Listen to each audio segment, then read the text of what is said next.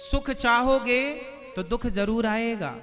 लिख कर रखो, जो पत्नी आपको सुख देती है वही पत्नी आपको दुख देगी। लिख लेना, जो पति आपको सुख देता है वही पति आपको दुख देगा।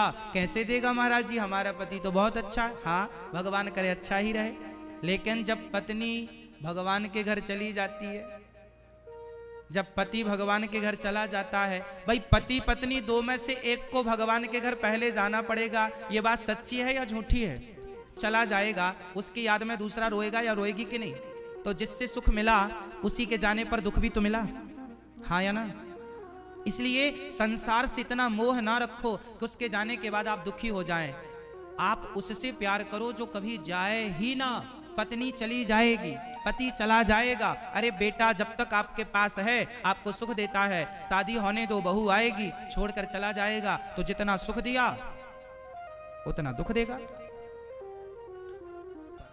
और आनंद की ओर बढ़ो। किसकी ओर बढ़ो? जोर से, आनंद की ओर। और आनंद कहां है? भगवान के चिंतन में। संसार में ये समझो कि ये आप क्या चाहती हो? महाराज जी हम बड़े दुखी हैं। भाई दुखी क्यों हैं? क्योंकि आप सुख चाहते हैं। अच्छा एक काम करो, आप सुख की कामना छोड़ दो। जिस दिन आप सुख की कामना छोड़ देंगे उस दिन आप सुखी हो जाएंगे। कभी कुत्ते को देखा हो हड्डी चबाते? कुत्ता मुंह पे हड्डी दबा लेगा और चबाता रहेगा, चबाता रहेगा, चबाता रहेगा। चबाते चबाते उसके मसूड़ों से खून निकलने लग जाता है, और वो मसूड़े से निकला खून हड्डी में लगता है, कुत्ता उसे चाट लेता है। कुत्ते को लगता है हड्डी से खून निकल रहा है, और वो कुत्ता हड्डी चबाते चबाते अपने सारे मसूड़ों को घिस लेता है और उसे उसके मुंह में दर्द उत्पन्न हो जाता है। अब ये बताओ कुत्ते को क्या लग रहा है? हड्डी चबाने में मजा आ रहा है।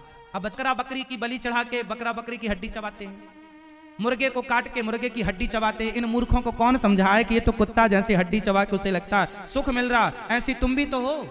जैसे कुत्ते को नहीं समझाया जा सकता ऐसे तुम्हें भी तो नहीं समझाया जा सकता। तुम्हें लगता है सुख मिल रहा है, सुख नहीं है। कुत्ता कुछ पा नहीं रहा, खो रहा है। ये सुख इसी तरह है। आपको लगता है सुख मिल जाए, फिर आप सुखी होते हैं तो आपको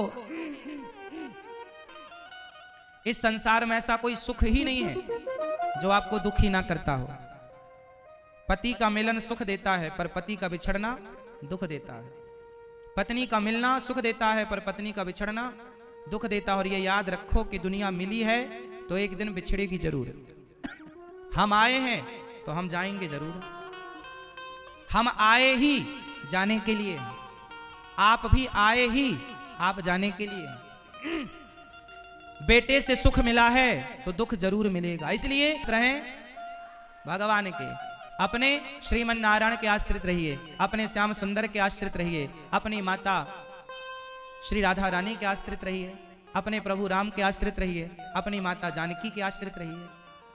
भगवान के आश्रित, भगवान के आश्रित रहना चाहिए। अच्छा ये बताओ छोटे छोटे बच्चे टेंशन लेते हैं क्या? उत्तर दो। छोटे छोटे बच्चों को कोई चिंता है क्या? उत्तर हाँ या ना। अब बताओ क्यों नहीं रहती? छोटे छोटे बच्चे अपने माँ बाप के आश्रित हैं। उन्हें पता है माँ लाएगी खवाएगी, बाप लाएगा खवा। हमें काहे की चिंता? हम थोड़ी रोटी पानी की चिंता करें। वो बनाए, वो खवाए, वो पहना, वो पहनाए तो पहनेंगे, नहीं तो नंगे घूमेंगे, हाँ या ना। वो सुलाए तो सोएंगे, नहीं तो रात भर खेलते रहेंगे। हाँ? छोटे छोटे बच्चे निश्चिंत होते हैं क्योंकि वो किसके आश्रित हैं? माँ बाप के। अच्छा आपको टेंशन क्यों है? आपको चिंता क्यों है?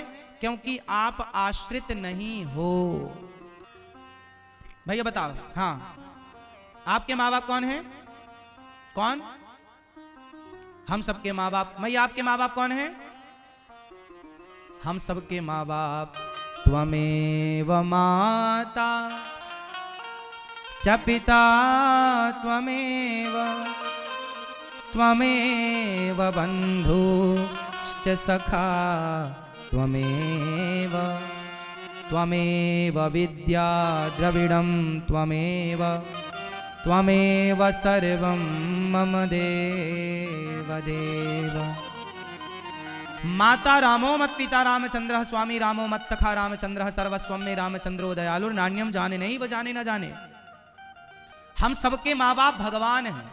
त्वमेव माता च पिता तुम्हें, मात पिता तुम मेरे। हम सबके माँ बाप भगवान हैं और बच्चे माँ बाप के आश्रित रहते हैं, इसलिए खुश रहते हैं। जो भक्त भगवान के आश्रित रहेगा वो सदा खुश रहेगा कि जैसे रखें प्रभु हम रहेंगे, हमें क्या टेंशन। यदि भगवान की मर्जी है कि आज हम नमक रोटी खाएं तो नमक रोटी खाओ, आज भगवान की इच्छा है 56 भोग खाओ, चलो 56 भोग खाओ, आज भगवान की इच्छा है हंसो तो हंस लो, आज भगवान की इच्छा है रोना है, चलो रोते हैं। 4 छत्तीसगढ़ आए आपको कथा सुनाए, लो हम आ गए, कोई अपनी मर्जी से थोड़ी आए, भगवान ने भेज दिया, भैया ने बुलाया और आप सबने बुलाया, आप सबके अंदर प्रेरित किया भगवान ने कि बुलाओ, आपने बुलाया, ये दास चलाया। ना हम आए ना तो हम यहाँ कुछ कह रहे हैं, भगवान ही भेजे हैं और भगवान ही इस वाणी से आपको कुछ कह रहे हैं। हम तो जीरो हैं, माध्यम बनाते हैं भगवान। हनुमान, अच्छा सीता माँ की खोज करने कौन गया था? जोर से हनुमान जी गए थे, हाँ या ना? तो क्या हनुमान जी ही गए थे? नहीं, हनुमान जी के माध्यम से राम जी ही गए थे। हनुमान जी अचरज नहीं। अच्छा बताओ, बिना, अब बताइए, समुद्र को छलांग लगा के पार कर लिया हनुमान जी ने, ये बल हनुमान जी का था क्या?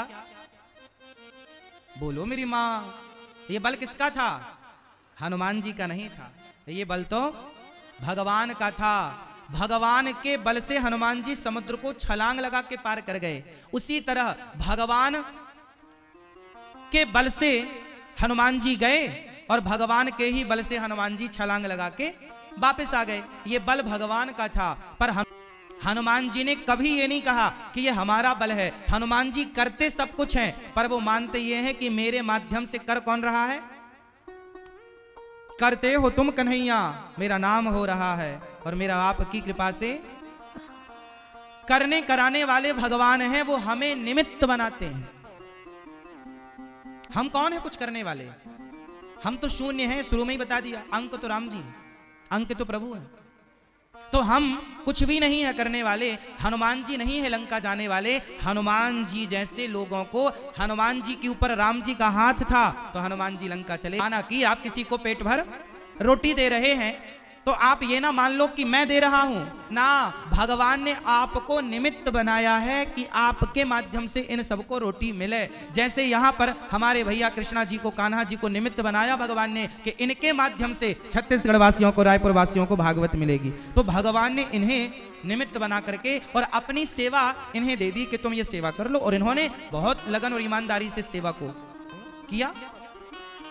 तो भगवान किसी से भी अपना कार्य करा सकते हैं, पर हमसे करा रहे हैं। किया हुआ तो कुछ भी आप कर पा रहे हैं सेवा समाज की, तो समझो कि ईश्वर का धन्यवाद कि उन्होंने हमें चुना है इस कार्य के लिए।